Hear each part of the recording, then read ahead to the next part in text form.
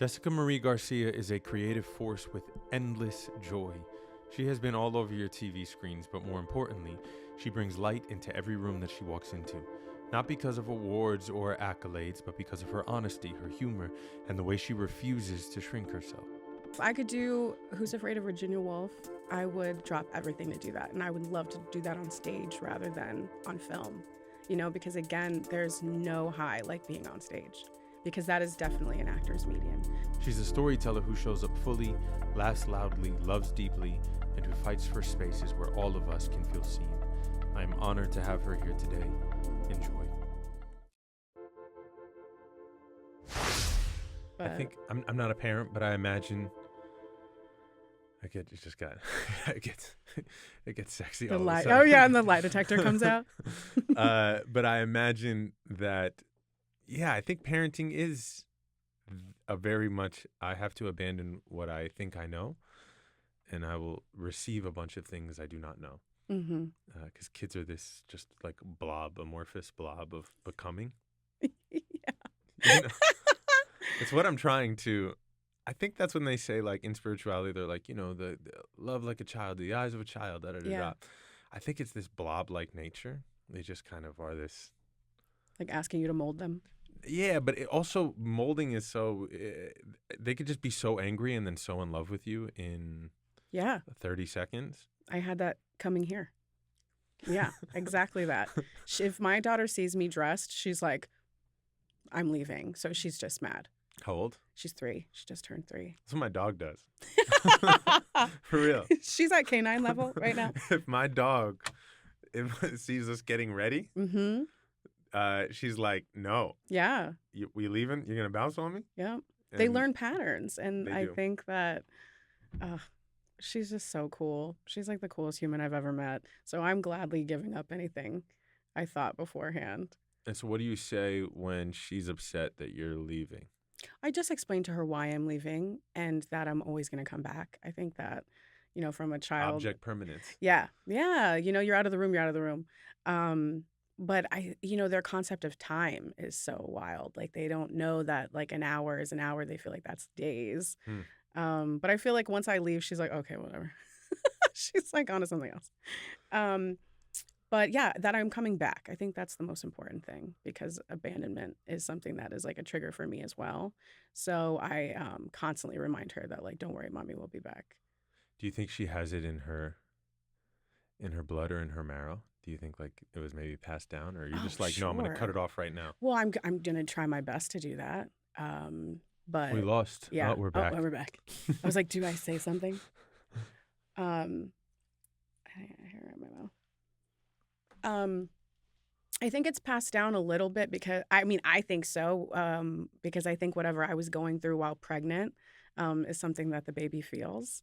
So I think any kind of like heavy emotions, she probably felt that as well. So I think it's a little bit inherent. She's already has little quirks that I'm like, oh God, that's me. Oh no. Like she's very cautious of like falling or doing something too dangerous physically. And I don't want her to feel that way. I want her to be so brave and fearless and not be scared of everything. I was so scared of everything. I still am. I was scared. I'm still scared. I am. Are there people who are not scared? Kids, like there are some kids that just will throw themselves into anything and be like, the world will catch me and I will be fine. But I was never that way. But I think that when I was being raised, my mom was like, oh, be careful, don't do that. And then a kid is constantly like, oh shit, I'm gonna get in trouble or my dad still says that. Yeah. I tell my dad I'm going to like, I was like, I got work. I'm gonna go to these different cities, and he's like, "Aye, be careful, don't get sick, or da da da da." Or I say I'm going climbing. I've been climbing for years, Wow. And every day it's like, oh my God, why do you have to take risk? It's already hard enough. Why are you adding to it? I get that. I totally get that. But I don't want her to be that way. I want her to know that, she can count on herself and she'll be all right. Yeah, that's beautiful. I want that too. Give me that. I'll talk to you whenever you're having. Just like send me a text. We'll do a breathing exercise I do with her. Yeah. It'll be fine. You meditating with her? Just whenever she gets really upset or anything, I try and get her to like breathe and breathe deeply with me, and then we kind of talk about things because if you're like so heightened, you can't have a conversation with a toddler. You kind of need to level with them and see where they're coming from because there's always a reason why they're upset. We're just like, oh no, they're upset, and it's like, no, she wants attention or she's feeling like you're not paying. That's what we Um, all want. exactly. That's why we all get upset. Yeah, seriously. That's why I want to be on TV. I'm like, look at me, please. You still think that's the main No, driver? I actually had like a hallelujah moment with my therapist not too long Oh, ago. hit And me. yeah, and I realized exactly why I want to do this. And it's because I never had a real relationship with my father, but he was so funny, so funny. And I lived to make him laugh at any point Mm. because then I felt like, oh, he would like think that I was like him or maybe he'd be around more, whatever. That didn't happen. But then I thought, like, oh, if I became a big actress and a big star, then he couldn't help but care. And I feel like that is what drove me was to get his attention. You just Um, said this out loud for the first time? yeah, Like in therapy? yeah. I just thought it was because I just loved it, and it's a craft that is inside of me. But you I do was love it? born. I do love it. I love it very much.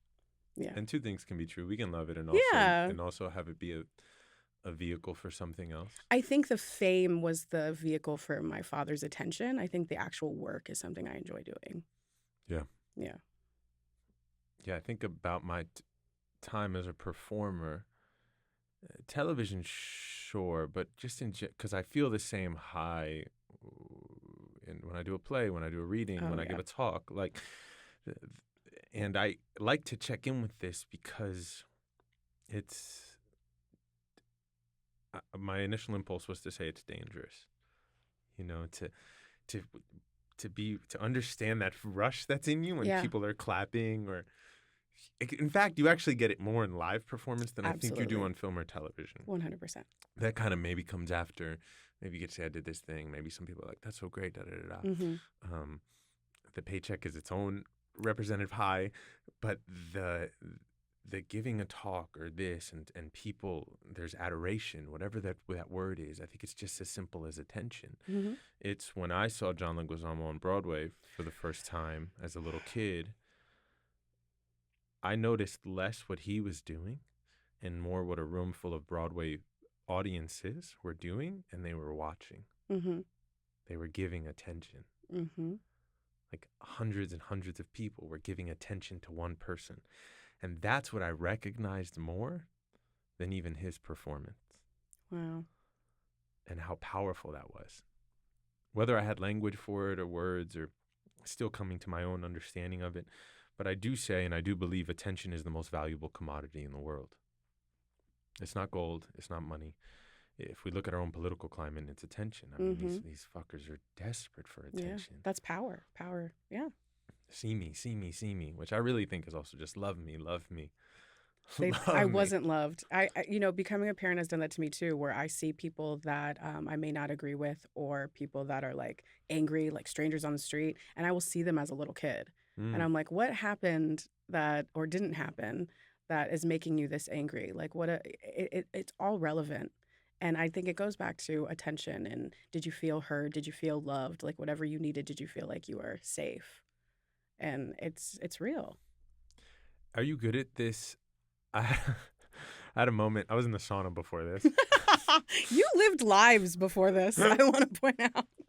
So I was in the sauna, and the sauna, I like it when it's quiet. Mm-hmm. And every once in a while, someone comes in the sauna I was going to say, is it loud? who talks Oh, no. a lot. Oh, no. Also, this person might listen to this and know exactly who they are, and I love you. They were talking. Everything was, I talk like this, a story. And I'm just like, bro, I'm just trying to chill. Like, this is great time for silence. Yeah. And so I tried to do this thing that I try to do. And I was like, I love this person. I was like, I love it. Like maybe that's your seeing them as a little kid. I try to see them as like, you are God. I love you. Yeah. You were my mother and father in many lives. Like, and it's hard. Like I say the words, but falling into that place, which ties into the mysticism book, like actually falling into that place where you really love someone. Like fucking, I just love you. I love you so much. It didn't happen. I was like, this dude's killing me. But I like the practice. And so my question, I guess, is when you see these people as little ones, Mm-hmm. do you love them, or does it just do you kind of just think about it, or does it maybe shift something actually inside you? Oh yeah, I feel like an empathy or almost, and it's probably not the right word, but sorry for them Mm. that like they weren't given that, so they feel like they have to act out this way. Um, it's interesting because when I'm in moments where I feel like I can't agree with somebody, um, sometimes that doesn't work. The empathy part about it. I feel like I get more. I guess it depends on where if they're open about where they come from or what they've been through. Um, if I feel like they've been more privileged than me, then there are times where I'm like, yeah, I don't have any empathy for you. So I think those are things that I have to work on as well. So I guess it depends on the person and the circumstance. Um, but yeah, I don't think I answered your question. It's perfect. If someone is more privileged, screw you. Well, no, No, I no. don't mean it in that way, but it's just kind of like, what are you doing with that privilege? Yeah, yeah, no, I get. I And it mean, doesn't mean your parents loved you more. I It could get be it. the exact opposite of that. But I feel like it's also in 2025, you're purposely being ignorant. You know, like you have every answer right there. So many things at your disposal. So if you are somebody that's like just leads in anger or treats people a certain way because they're different than you, then I just have less empathy. Yeah, no, I get this completely. I teach these. I facilitate these Dharma groups, and we try to talk about all the time. Like, everyone is suffering in some deep way. It's really hard to think of that when they're bragging or they're harming you or they're harming people you love. Hmm. But there's deep, deep suffering. I Yeah. mean, I really try to do this right now in this political climate, like deep, deep suffering. I saw some great meme that was like, the three people ruining our country were the most insecure young motherfuckers in the world. I know. Like your Zuckerberg, your Bezos, your Trump, your Musk, like Yeah. these insecure, Mhm. insecure people Mhm. who who just were so like, what's gonna make people love me? Yeah. I got to be cool. I gotta be cool. Mhm. And now we have this. Yeah. And now, I feel like we just had a generation of kids that like believed in empathy and believed in inclusion. And now I feel like there's another one coming behind it that now it's cool to be like against people. Mm. And I just don't know what happened. Yeah, we're still. I think people are. I don't know. I don't know. Sometimes I'm like, oh, people are just revealing themselves. Yeah. They're just Yeah. revealing their fear. I have a friend. He's a deacon in Chicago, Oh, Jim Norman, wow. and he says he always talks about the last gasp. It's in the Bible, and it's this. It's the most powerful moment in a man's life. It's your last gasp for breath. Anything is possible. You will do anything to stay alive Mhm. in the last gasp. And he says that's what's happening with whiteness. That's what's happening in this country. It's the last gasp before they all vanish. They all disappear into whatever or transform into something else. I have friends who have had two moments transform artist lives. Mhm. So I've heard. Getting old. Mhm. Like at some point you get old enough where you don't want to pretend. I don't care what you think of me. I don't care how I look. I am who I am.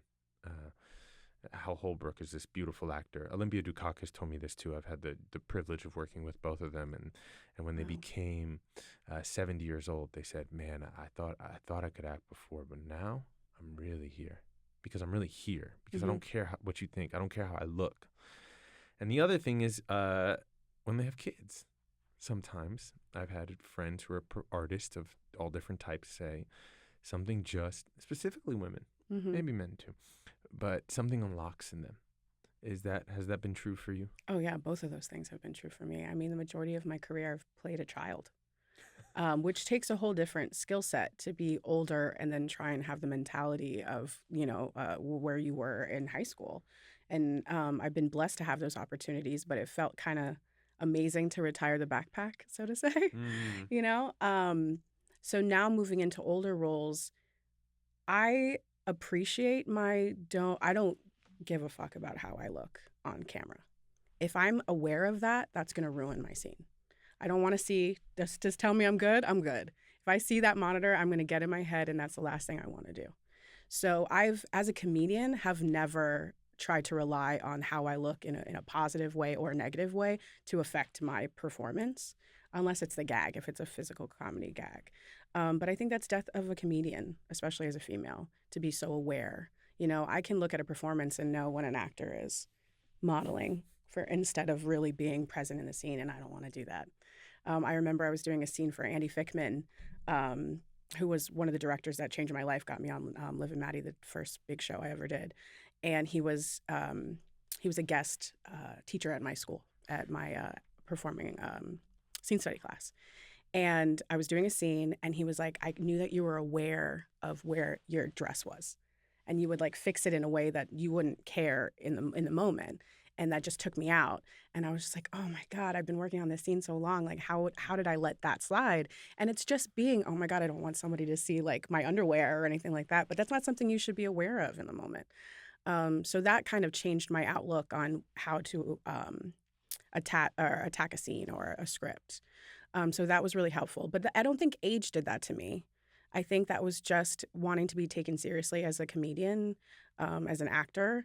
And I knew that because I wasn't super skinny, I didn't look like all the other girls, I was going to be put in that position to be competing for those hot girl roles. So I don't have to think about that as much. I'm kind of lucky in that regard because I have girlfriends that are on that hustle. And my God, do I not envy them. Like, I'm like, I'll have the whole salmon, not just half the salmon. I don't know what you guys are doing.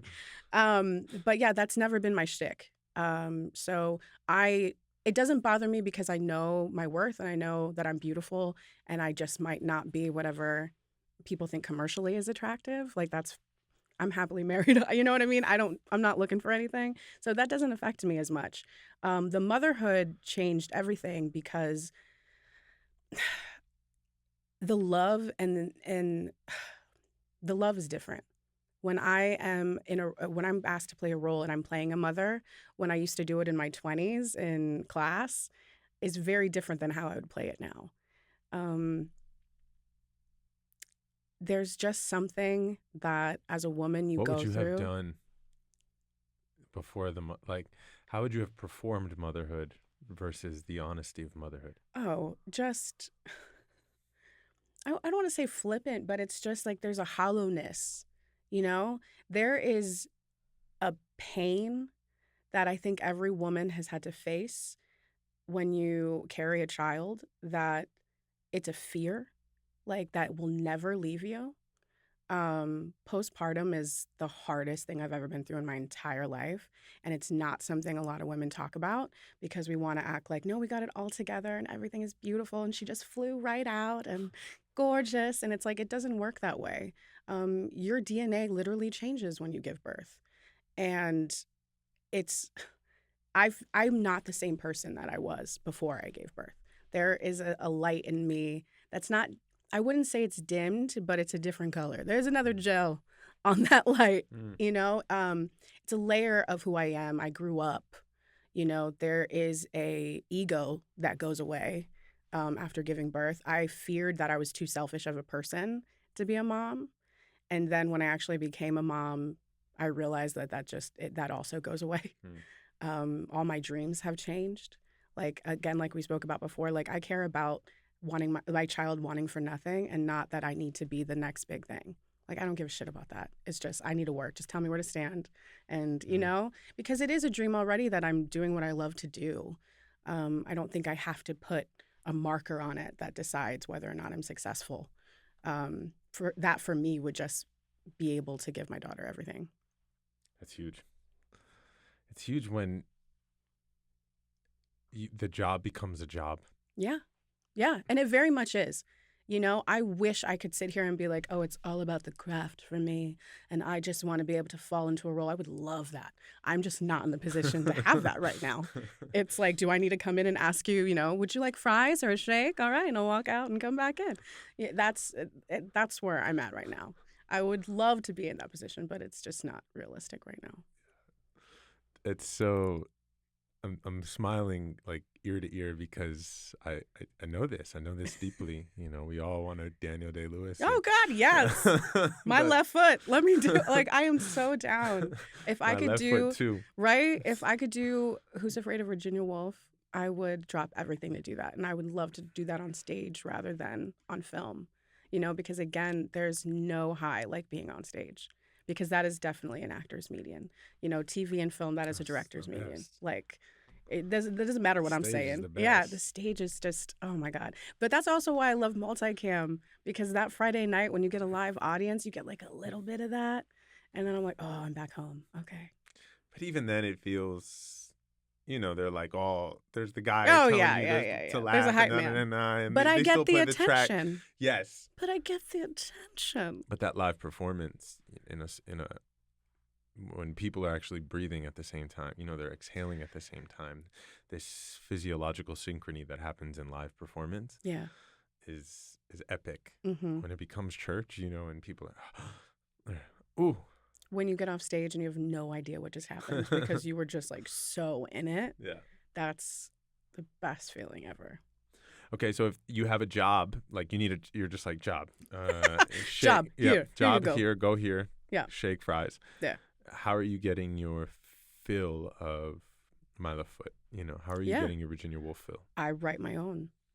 Yeah. And I think that everyone's doing that, as I've been told in every general I've gone to. They're like, every actor has been writing and developing. And I'm like, well, yeah, we got to. But writing is something I also love. I've been doing it since I was a kid. I used to get scripts offline and write myself parts in them. John Leguizamo, that's funny that you mentioned him because Freak is the reason I'm right here. That performance was groundbreaking for me as a kid. I remember watching it on my like wheelie TV in Orlando. I will never forget it. I got it on Kazaa or Kaza. Do you remember that No, back in the what's day? It was Kazaa? like a Napster. I don't know if it's Kazaa or Kaza, just whatever. People are Cool. gonna make fun of me. But anyway, I got the whole thing and I memorized it all. Like it changed my mind about so many things and what Latinos can do. So that made me want to write. So I did that. I wrote what I thought was a novel at 12. It's ridiculous. But it sparked a love for something else for me. So I've been going back to that the last, like, I want to say 6 or 7 years. I did sell a show. Cool. It did not end up going, but that's part of life. But that didn't stop me. And I'm getting better. And I'm, proudly saying that I'm a writer now. And yeah, I will make those opportunities for myself. That's fine. Cool. The novel that you thought was a novel, Jesus was Christ. it just short? What? Oh, well, it was handwritten. So I Sick. I call it a novel. It was probably like 30 pieces of paper. Cool. But they were like back to back, both sides of the paper. So 60 pages. That's Yeah, good. just about. Yeah, Yeah. yeah, yeah. It's a novel. Handwritten novel. Handwritten, Not yeah. enough people have handwritten novels out I there. I should bring them to you. You still have it? It's all, yes, of course I have it. It's Oh. all different. Like you can tell when the pen ran out of ink and there's like a different pen that was used. What's it about? Well, I don't want to give it too much away, but it was very much like a general's daughter. It had a lot. It was like a murder mystery. Wow. I love courtroom dramas. This is amazing. Do we need to bring this to life? We might. That's why I don't want to say too much. Maybe there's a play. I might have been onto something. Oh yeah, very much so. Yeah, I wrote that when I was in my A Few Good Men bag. Like I would watch A Few Good Men like 3 times a week when I was younger. I loved it. I don't think a lot of people breathed have for a it. Few Good Men bag. They should. I had really a good. weird bag I was in. I was obsessed with Samson and Delilah as a kid. Oh. Obsessed. Black and white. Yeah. I had curls like my boy Mm-hmm. Samson, and when Delilah cut him off, I mean, I think it just fucked with me. But I think I haven't watched the movie in a long time. Uh-huh. Pretty sure it's probably not appropriate. Appropriate. Well, I yeah. just mean like it's probably wildly sexist and Oh, most of the films that I loved are. and- Yeah. yeah. But yeah, I was forever. I was like, you can't cut my hair. No. You can't do it. I'm gonna lose all my power. And did you? No, I still fine. Yeah. I still have mysticism. Yeah, it wasn't. Yeah, I still have mysticism. It wasn't in the curls, but the curls are beautiful. I love that was your movie. What are you? Yeah, Samson and Delilah. I'm trying to think if I had another one. No, I have so many. like that you were like Oh yeah. obsessed with. in Demolition Man. That was Oh, a great. huge one for me. Wow. Huge one for me. I wanted to be Sandra Bullock in every movie ever.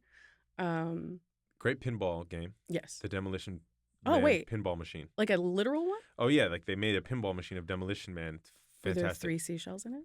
I can't tell you. Oh, God. Okay. But it's great. It's really fun. Might want to play it. Yeah. Demolition Man, that was a big one. Goofy movie, that was another big one. Wow. That was a good one. That's a good one. That's a great one. Yeah. It brings tears. It's such a good movie. Yeah. Goofy movie. Goddamn. I'm very random.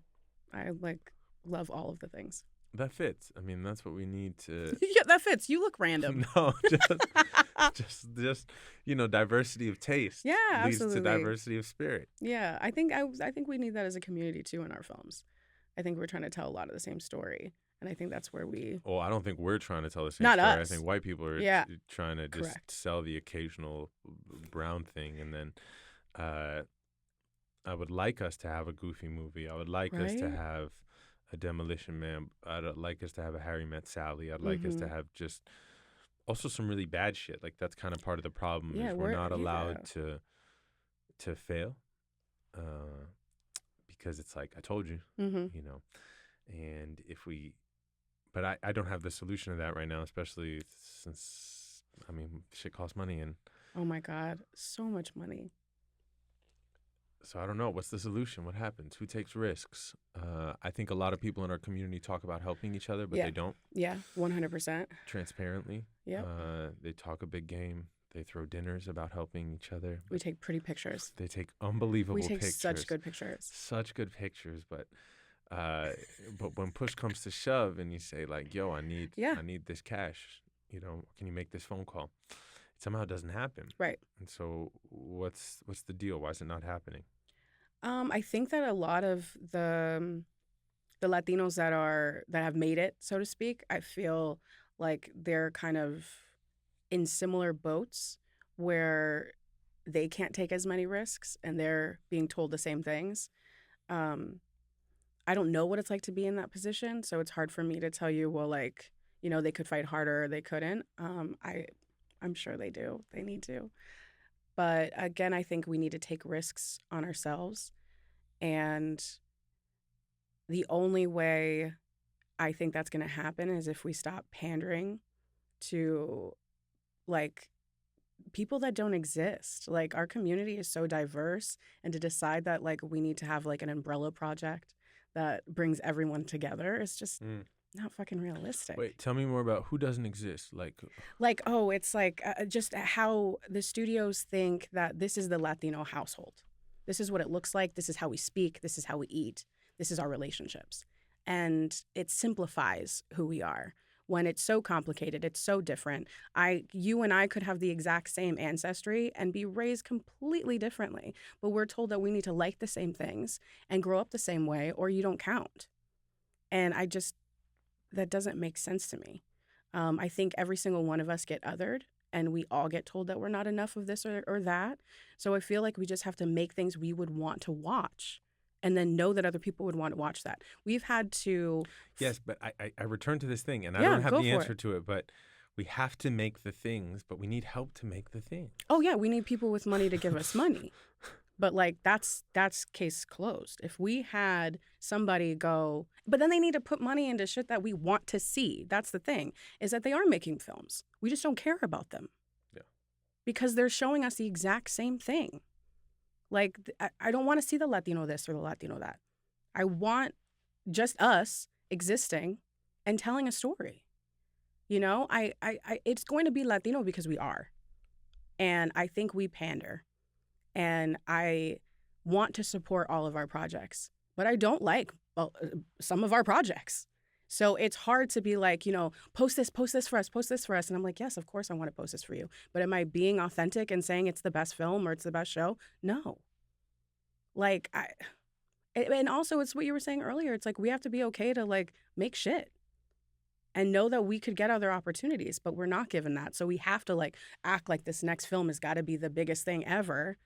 I also could be bitter because I'm not in these films, but no, it's the truth. It's not.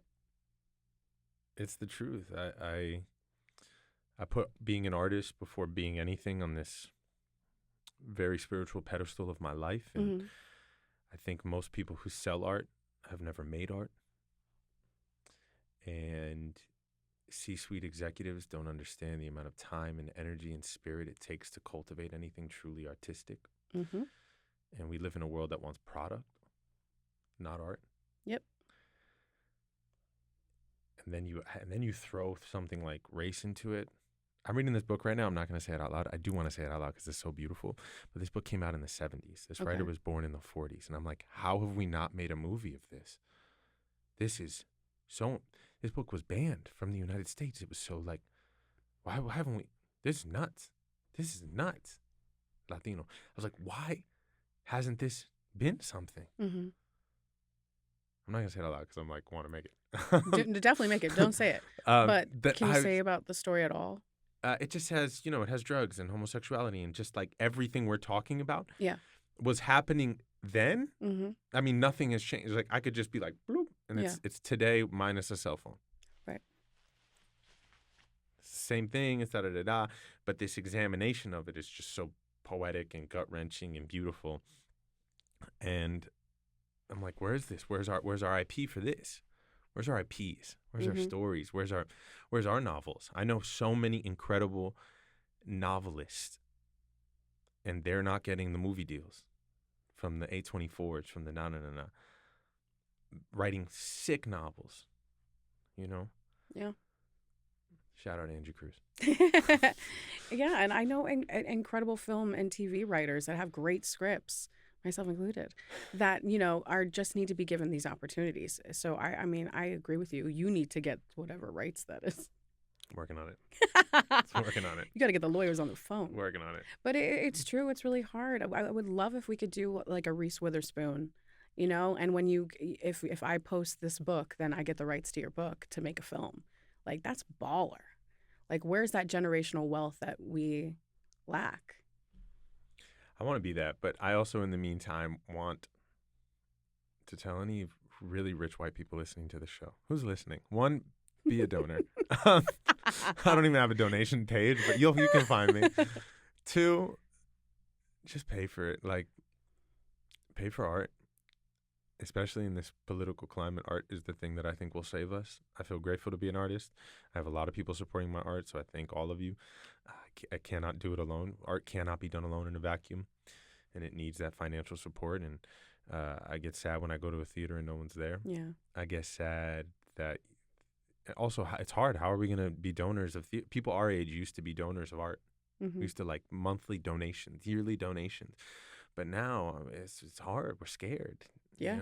Like, where are we going to put our money? Especially when I have to get Netflix, Disney Plus, Hulu, Paramount. And I have Spectrum. What am I doing? How can I also pay this theater? Right. $7 a month. But dare I say you can. Or a museum or something. No, it's so true. It's hard. It's a hard time. When everyone's struggling, it's really hard to be like, well, help me. Like my husband's a set dresser, and I can't, he's been hit so hard since, the pandemic and then the strikes. Like, it still hasn't felt like momentum has come back, And so what keeps the hope? Is it just the job right now? And then is hope a part of it? Is excitement a part of it? Are you still having joy? I think there are times where I've lost some of the allure of Hollywood because I've just kind of theater and live performance has been very generous with me lately, and it's gorgeous. Like I like seeing people's faces. Yeah. But I want to have that hope and that joy for Hollywood. But Hollywood feels like this is aggressive, like a sophisticated form of slavery. Ugh. I mean, you are a product at the end of the day, and like that's a sad reality. And it's like, are you hot right now? It sucks to know that all the films and TV shows are going to like A-list, B-list celebrities. Commercials. That have like come out of the. I'm like, you have 3 shows in syndication. Did you need to come out today? I'm not gonna call out names, but I tested for a new show, and I lost it to a movie star. Yeah. Yeah. And I was like, stay in your lane, bro. You don't even go here. Stay in your lane. It sucks. It sucks. Like, please just stay in your lane. Yeah. Yeah. You know, it's hard too because I'm not someone that's on a breakdown very often. You know, people have to kind of look outside the box in order to like want to see me. And it sucks because I feel like I'm back in 2010 when I was beginning Mm. this journey, you know? And I'm like, I've been doing this for so long. Like, people have asked on a breakdown for the young version of me. And I'm like, Stop. what the? Yes. A young Jessica Marie Garcia. I was like, how dare you? You want her to be a fetus? Ridiculous. That's got to be a trip. It is. It feels. Remember, Don Cheadle was like, "There's 5 stages of an actor." No, tell me this. Oh God, I'm gonna get him wrong. But it's like, who is Don Cheadle? Get me Don Cheadle. Get me a Don Cheadle type. Get me a young Don Cheadle. And who is Don Cheadle? Those are like the 5 phases of being an actor. So And fucked I'm up. at one of them. So fucked up. I know. It sucks. I don't know. It's so tough. It's so tough to be out here and be optimistic, but at the same time, I'm like, I live in optimism. Like there's a part of me deep in my soul that's like, girl, you know, you're supposed to be here. You know, you're supposed to do this. It's was never going to be easy, but I've gotten this far with no connections, no like family in this. Like this was just a dream, and I've gotten this far. So I know that like I'm capable of so much. I just have to continuously bet on myself Mm. and not let all the outside noise get to me all the time. I mean, it's gonna get to you sometimes, but today it's not. And you know, my faith is really important to me, but also like it's so funny that you were talking about mystical things because if I could say something that's so TMI right now, Yeah. gentlemen, you can do earmuffs if this is too much for you. But like I ovulate during the new moon and I menstruate during the full moon. So there was like a whole TikTok thing that was like, what happens when that, like, who are you when that happens? It was like, you are this witch. And you are, I was like, yes. So I was literally like outside the other night looking at the full moon, like manifesting. And my husband's like, hey, you okay? And I was like, yeah, I'm talking to the moon. Babe. But like, yeah, you feel powerful. And I was like, I will try anything. But yeah, all of those things help me stay positive, and you know, it's worked. Like I feel like I manifested all of this. So and I find joy every day. You know, I have a great family. My daughter's the most amazing human on the planet. So I'll do anything for her. So that keeps me motivated on days that I don't want to get out of bed. Um, but yeah, no, I still am very happy. I'm very blessed. Cool. Yeah. I love Ask that. me tomorrow. Who knows? Yeah, we got to meet it by the day. Yeah. I do tell I tell all people, young and old, if it takes more from you than it gives, Hmm. it might be time to walk away. Absolutely. But if it still gives more than it takes, then maybe we can hang out Yeah. a little bit. And it's a day-to-day thing too. Yeah, because when that time in between stretches, then, you know, your feelings change. Then all of a sudden it takes one job and you're like, oh God, I love this. This is exactly, this is what it's supposed to be like. And then you're like, months are just ticking by and you're like, fuck, what am I going to do? Mm-hmm. You're like, no, I hate this. And then I'm always like, nah, just, you know, hold out. And What would you tell a young artist? oh, just how needed your voice is at the end of the day. Like there is nothing more important than your point of view. And so many people are going to be impacted by whatever it is you make more so than you know. I get blessed all the time by like messages and DMs from people that are just like, you know, this performance did this for me or blah, blah, blah. And like that is such a priceless, like positive push for what you do because you forget that you make this art and then other people get to interpret it however they want to. It's not in your control anymore. And there's something so beautiful about that. So I just want young artists to not give up on themselves because like you said, I think they're going to be the change makers. They're the only way that I think people that are set in their ways see people in a different light. So yeah, just keep going. I know it sucks. And you don't do it for the money. You can't do it for the money. If you do it for the money, you're in it for the wrong reasons because we don't make that much mostly. You know what I mean?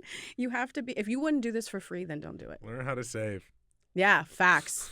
Facts. Learn how to save. Facts. When the tides are high, God bless whoever.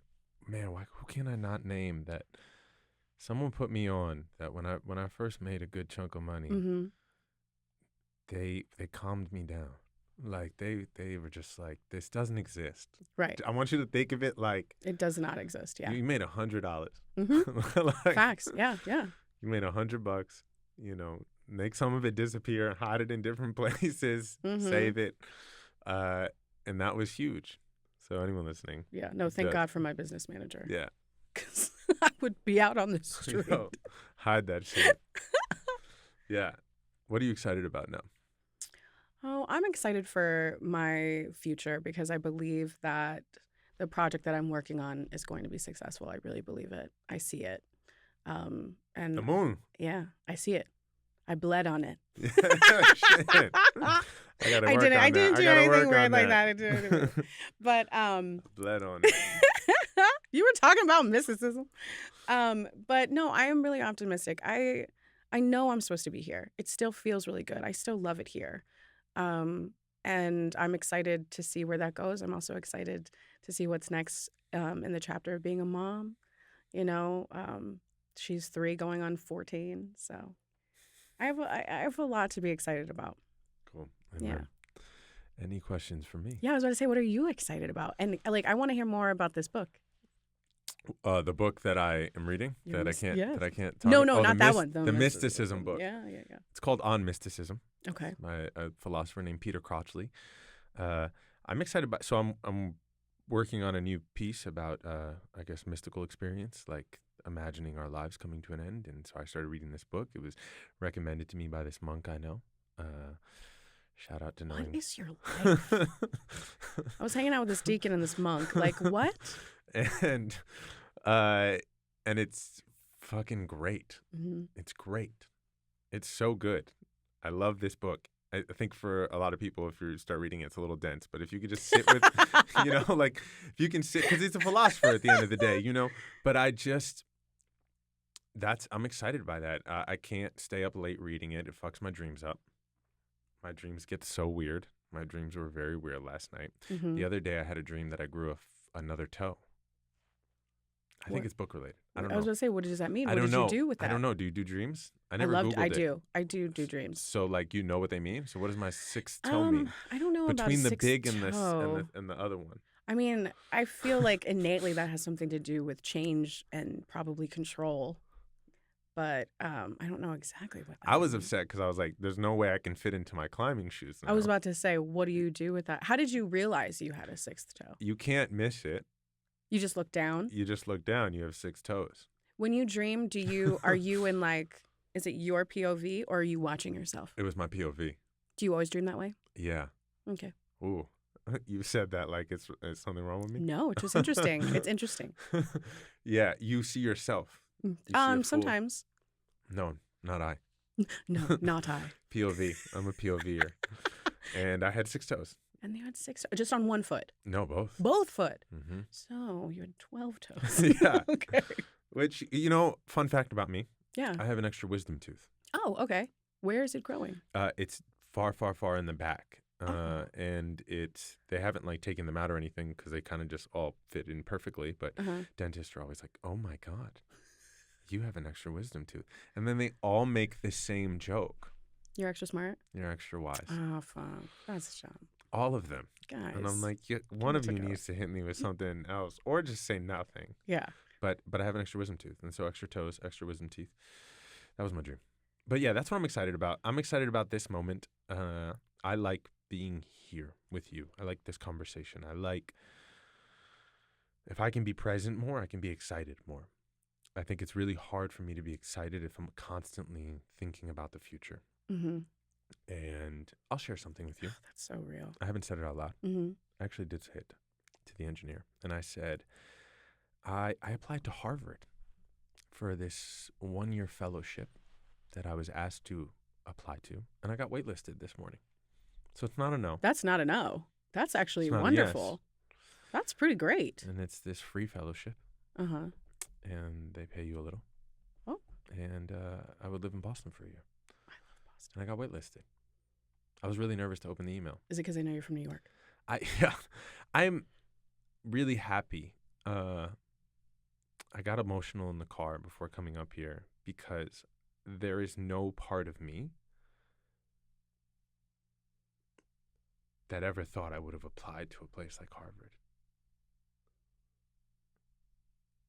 And that feels really cool to even be waitlisted. That's awesome.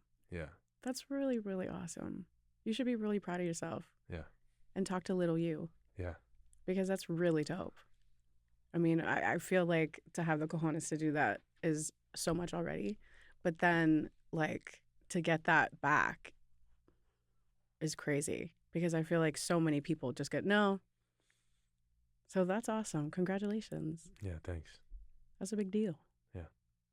That's what I'm excited about. So you're really wise.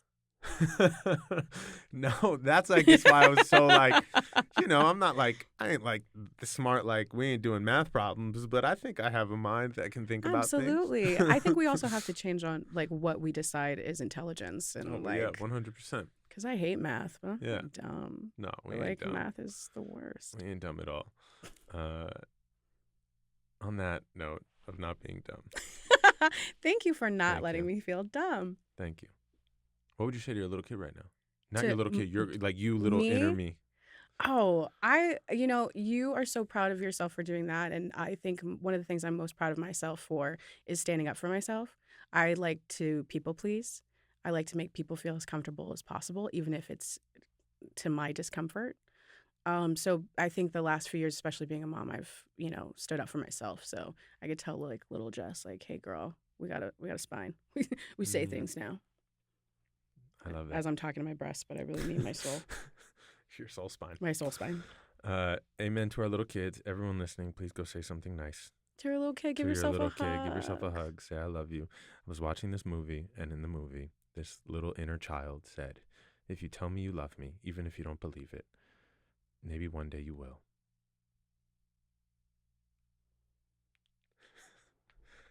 The saddest thing ever, maybe? Thanks. Let's end on that. Let's end on the saddest thing possible. Yeah. Jesus Christ. Thanks, y'all. Thank you. That's our time, y'all. In the meantime, make sure to subscribe, like, share, comment, all those things. And send us an email at brownenoughproductions@gmail.com. We always want to hear from you. Any good story, ideas, or people we should interview. Much love. I'll see you next week. Peace.